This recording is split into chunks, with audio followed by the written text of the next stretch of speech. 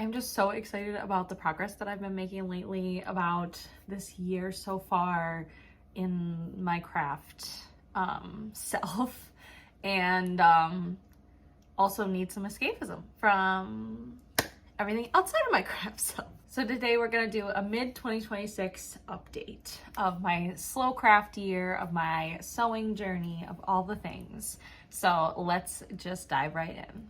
If you're new here, I'm Christina and this year in January of 2026, I decided to make this year a slow craft year, a year of focusing on my crafting, of developing my creativity and my style, honing in on what I'm truly trying to portray and make and express, and trying different mediums, different kinds of crafts, and all of that good stuff. So first, let's just start with like an overview of my goals that I set out in the beginning in my little notebook. These help very much. Oops, that's not it. This is it. So let's talk about the goals. So goal number one was be present and find joy. I'd say that I've done a really good job with that. Not always a perfect job, but I think that my crafting has really helped in that department. Beyond my crafting, also have kind of taken on these mottos and these ideas and goals as well, because it's not just about crafting, it's about the whole person. And that's what, you know, slow living is about, is all of the things combined to make a person's life, right? Anyway, so check. Be present, find joy. I think I've been better about that than in past years with my crafts, trying to let myself enjoy the steps. Oh my gosh, my cat is shaking the table. Stop, Luna. Wow, and now it's starting to rain. Perfect. It was sunny when I decided to do this like 15 minutes ago. So goal number two was to explore creativity and find my style. I have absolutely done that this year, so much more than in all other years. As a kid, I was just really bad at drawing. My sister was the artist and I was the musician, so I just never got into art. And I've always been into crafting, but I had this like separation in my mind, which was part of why I decided to do this year, to explore what art is, what creativity is beyond just craft. Like these are made up words. So learning a lot about my creative style and exploring drawing and creating in different mediums and finding my style, absolutely, especially in the last few weeks, but we'll talk more about that in a minute. Next, number three was to build community. I've absolutely done that. I've made so many good friends this year, in music community, in craft community, in friends that I already had that I've started crafting with, and just like reaching out to my community. And that has been a really beautiful thing. And I'm feeling like that is a huge part of why I've been successful so far. Four was to repurpose waste, be less wasteful, be more mindful. And so far I've done that. I use almost entirely thrifted materials. I did buy some new materials. I haven't used them yet. But yeah, so repurposing my waste, also doing like projects where I'm using the rest of something that I've used before and all of that jazz. Yeah, good so far. I think I can do better in the second half of the year in more scrap projects. And then number five was to limit screen time. So social media, Pinterest, TV. I think in some ways I have, in some ways I haven't. I still usually watch TV while I'm crafting, depending on what the craft is and what steps and how much I need to like devote my brain to it. But I've also been doing a lot of outdoor time, going for walks, spending time with my cat, and engaging in community. So I think in that way I have stepped back, but I also do a lot of scrolling still, unfortunately. So another thing that can be probably better done in the second half of the year, hopefully. Okay, so crushing all of my goals so far, I'd say. I also had a few guidelines that were gonna help me stay on track with my goals. The first one was no new materials, and I did do this for the first almost half of the year. And then when I finished my bingo board, which I got bingo once, I'm definitely gonna go for some more bingos, but I got bingo once, I don't remember the date exactly, but I think it was a couple months ago, and I decided that my reward was gonna be to buy myself my first nice new fancy fabric. So I got a whole pack, and you can check out the video where I unboxed that and talked about what I'm gonna make with it somewhere around here. And I'm so excited. I've been making the 12s. We'll get back to that. Guideline number 2 was to limit scrolling and use my brain. I've done that better. Instead of scrolling Pinterest, which I still do, and so instead of just scrolling Pinterest to get ideas, I'm also spending a lot of time sketching and doodling and just drawing things out and figuring out what I want to do. And then maybe going back to Pinterest to see if I can find how that looks on somebody's body that's similar to mine, and then kind of working with that. 3, art doesn't need to be functional. I've been trying to embrace that, especially with like making twirls and being like, just send it, you know, and it's okay. Like, it's not a waste of this fabric. I bought this fabric to make something, and this is what is being made. So there you go. 4 was to let it go. And I think that is another thing that I've been doing a good job of, just kind of letting what happens happen and do all that. And then the last one was no deadlines, which I've been doing better at. I'm not really making deadlines, but I am just like forcing myself to keep making because I just want to. Well, there we go. Okay, so when I started this, I had planned to do, in a perfect world, a different craft every month for the year. Now that was a little unrealistic. I mentioned that in the video, and I did set out for it. My first craft was crochet. I did a great job with that. I loved exploring crochet. I loved making my gloves and also doing just some like mindful crochet for no result. So that was a great thing. The other one was patches. I did some mending patch projects. I've done a couple of like color block projects, and I hope to do more patch projects very soon. I have a few in mind already. Hand sewing. I've done a little bit of hand sewing, kind of getting like a mindful hand sewing practice going, and I've been enjoying that. I plan to do more with that. And the last one that I put here was patterns. I like put that as a separate craft, which is not obviously, but it's been something I've focused on so much in the last like month and a half. I just got so excited. I tried my very first patterns for the first time. Before that, I had always self-drafted, and it just like unlocked something in me, and I have not stopped since. So I did 3 patterns in my first pattern video, which of course you can check out somewhere around here. And since then I've done 7 more patterns, I believe. So really sending it on that. Another big update is my space. It's small, it's just a corner, but it has been amazing having everything in this one space versus spread out 1, 2, like 3, 4 places in this big living space. But having everything in this one corner makes it leaps and bounds better. Also not facing the wall. I enjoyed that wall. It was a beautiful wall, but it's nice to be facing out to the rest of the room and to see out the window and all of that. So loving the space, and that is making such a big difference. So as a tip, if you're feeling a little stuck, maybe change up your space a little bit and see if that helps kind of the flow come together more. And that might be more enjoyable. Okay, so these have all been pretty positive things, but one category that I want to talk about is challenges that I ran into. So one was time, dividing up my time. You know, I'm busy with different things at different times of the year, different months or look different.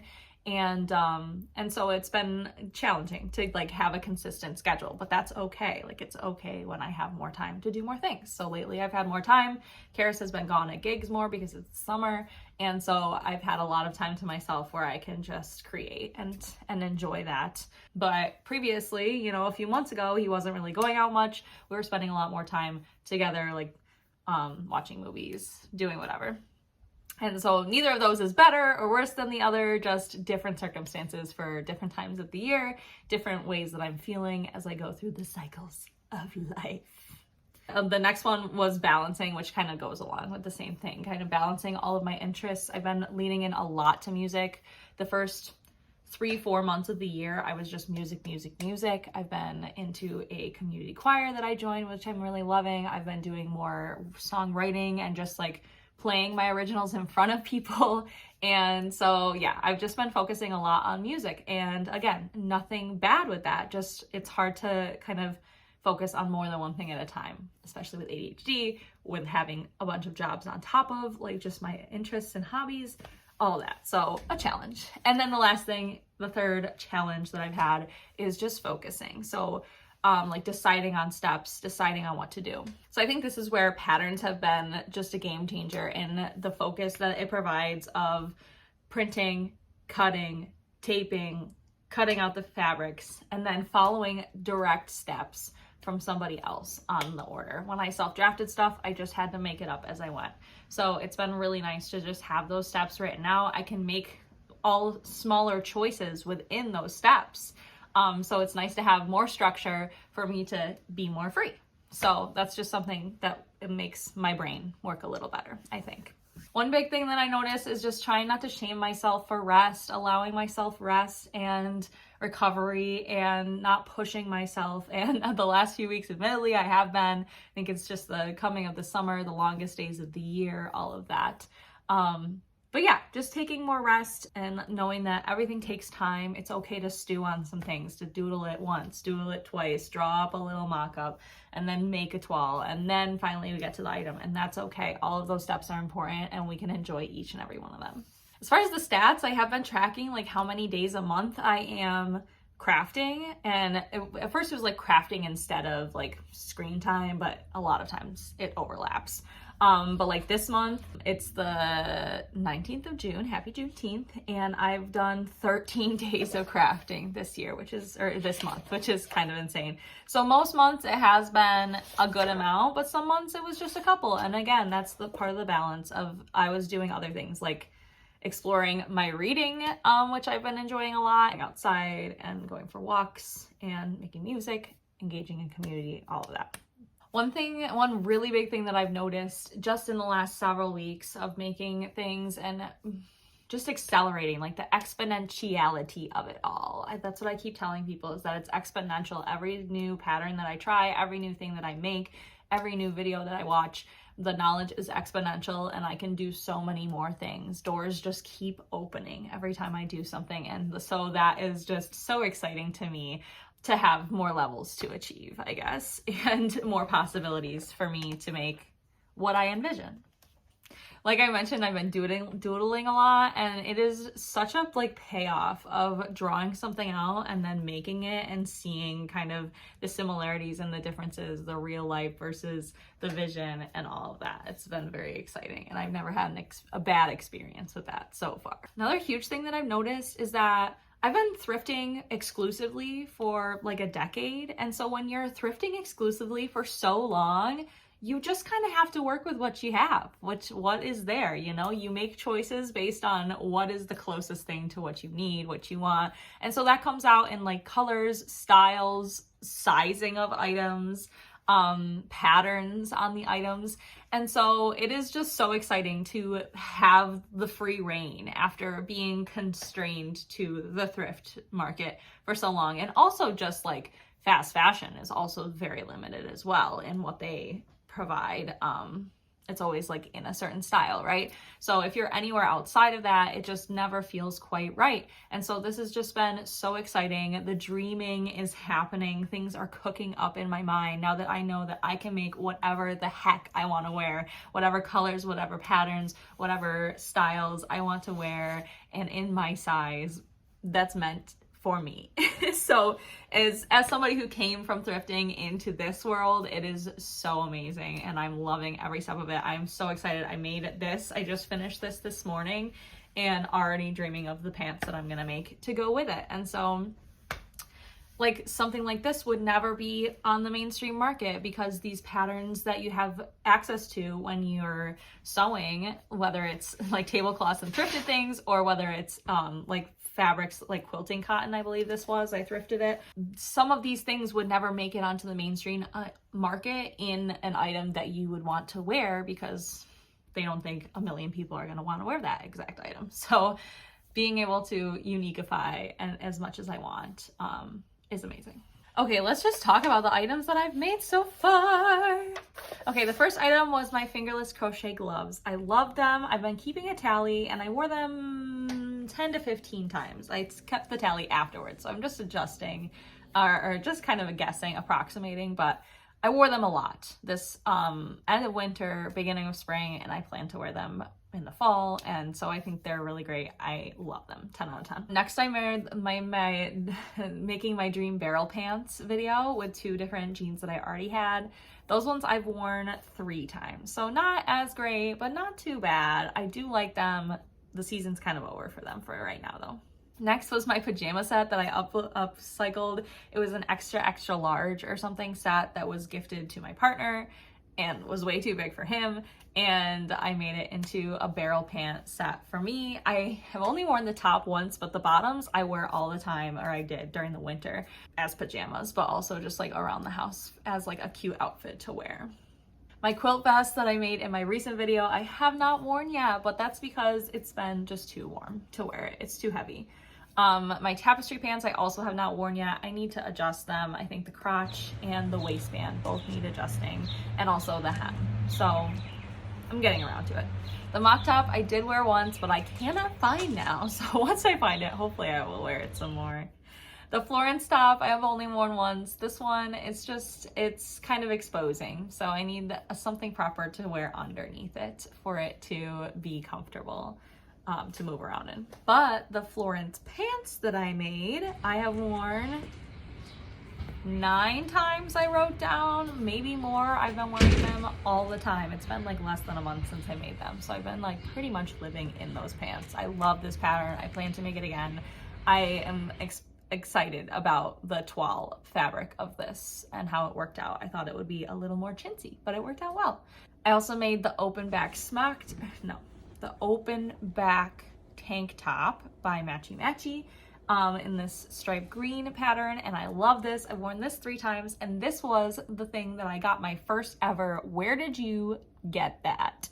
Not what did you make that, which is a great compliment, just a separate thing from where did you get that, as if I want to buy that if you can tell me where you got it. Amazing. Next, the green all day culottes pants. These are great. I've worn them 4 or 5 times and I like them. I think the fabric's just not that great. That one is pretty chintzy. So it was a good toile to make, but I want to make it in some nice fabric next. The cedar pants, again, I just finished this like a week ago. I've worn these 3 times. I am loving them. They have all the cool pockets. Everybody's so excited by them. And this is something that you would never find anywhere because no one would ever make this mass produced and try to sell it to people. I also did 4 upcycles very recently: the striped shirt, the vintage top, the vintage skirt, and the striped top. So this was 2 items that I made into 4 items, and I'm still working them out. I've worn the shorts once and that's it. The skirt I do plan to wear very soon, and the top as well. The vintage top, but the striped top I'm just not sure about yet. Just a few days ago I made these 70s dance pants from the dance pants pattern, and I'm loving them. I've worn them only once, but again, it's been like 3 days. The only thing is that the crotch is just a little too dropped maybe, so I need to do a couple of adjusting or bringing down the waistband before I make those in my final fabric, which hopefully will come up soon. Then yesterday I finished the Daisy June cutout tank top, and I love it. I wore it all day yesterday and I plan to wear it again very soon. And then today I finished the Berry Oliver Arlo vest and love it. Amazing. So far this year I've made 18 items. At least 10 of those were completely from scratch flat fabric. Actually more, I think. A few were upcycles, but had a lot of sewing involved. And I've worn almost all of them at least once. So pretty good success on the makes that I've made so far. And especially that I've been making stuff that I've been dreaming about for a while. I am just so excited. I've been making nothing but toiles for a while, and all of these toiles are things that I like to wear and I plan to wear, and it turned out better than I expected. So even more excited to make the second draft of these in even nicer fabrics. I'm so excited. Yes. So for my bingo board so far this year, I've done a pattern, lots of them. I made sleeves for the first time. I made a set. I plan to make many more. And I mastered the buttonhole. I did tons this morning. So pretty darn good. What's left? Labels. I've been thinking about this, just trying to figure out what to put on the label. Is it my name? Is it like a heart? Is it something different for each item depending on the theme? Like, would this one have a strawberry label? I just don't know. Patchwork. I've been doing patches, but nothing that I've done yet leads me to believe that I've unlocked this box, this patchwork box, but I do have a plan coming up very soon. Mixed media, that's something that I want to try this summer, especially I'm going for a week-long festival camping situation, and I plan to bring just a whole box of fun stuff and just explore and be crazy with it and wild. And then last is to darn. So that's another thing that I can do this summer as I'm kind of going around places, sitting at beaches, wherever it is. I can kind of pick that up, but I still need to learn how. And then bingo, I might give this to myself for the welt pockets that I made for this vest, because that was a challenging endeavor. It was fun, and I'm proud of myself. I feel excited by that. So some cool stuff. I've also done like pin tucks. I did my first zipper fly, all that fun stuff. So many things accomplished this year. Okay, just a couple more things. Then last thing big thing that I want to talk about is, why is this so addicting? What is happening to me? I am like going to sleep thinking about these things. I dream about them sometimes. I wake up thinking about them. Just like the style, the creation, it's just always on in my brain, trying to figure out how to make exactly what I'm envisioning with what I have or what I can find. I think part of it is that I'm learning something new every time, and like I said, it's exponential, so I just feel like all these building blocks are building up so much, and it's so exciting to collect more skills, to be able to dream even more. It feels good to have like the control over something. I think that's part of it in this current climate of the world. Feeling like I have control over something. I have some kind of power. I can choose something, and I can say something with what I'm choosing, and encourage other people to say it as well. When it comes together, like the dopamine hit of having it, being finished, the dopamine of like drawing it up and dreaming of what it is, of buying the fabric. I did watch this video about how you're getting these dopamine hits at each step of this process. Every time you think about it, every time you look at a fabric for it and maybe decide to purchase it, like the anticipation of waiting for the fabric, it's all dopamine hits. And even after it's done, just looking at the pictures, looking at videos, loving it, and then styling it, just dopamine all over, wearing it. That's all. Enough said. Also feeling like myself, feeling like I'm saying what I want to say. And I love my thrifted wardrobe. I love my wardrobe so much, but the ability to say even more, to express even more, to show even more who I really am is exciting as somebody who's unmasking from almost 30 years of heavy masking, you know? So all of that. And every single day I just wake up and I go to get dressed, and I'm like, what is a thing that I can wear that I've made today? And like, what's an outfit that I can make with something that I've made? And now that I have a good substantial handful of things that I can wear all the time that I've made, it is just, I just want it all. I just want it all, okay? I just want it all. So all of that to say that I am having a great year so far in the craft world. Other things are more challenging, hitting hard, and obstacles come and go.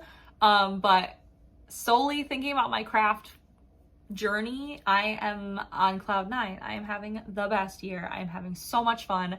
I have so many more patterns that I've already purchased or downloaded for free that are in the queue. I am just like loving this and chasing the dopamine. Clearly, I have so many visions for this summer. You can check out my summer sewing plans. I haven't even dove into any of the things that I mentioned there yet. It's not technically summer yet, so it's okay. But right now I've just been making all the 12s for the things that I want to make this summer. So my plan is, for the rest of summer, is to make the heck out of all of these fabrics that I bought, out of as much fabric as I can from my stash, dwindle it down as much as I can, and then spend the fall, beginning of winter, the rest of the year doing scrap stuff and just cleaning up the rest of the stuff that I have left over, so that I can really just dwindle this stuff down, you know, and then explore new things and hopefully branch into making more things for other people and all that. See where the journey leads me. Right now, I'm just trying to be present,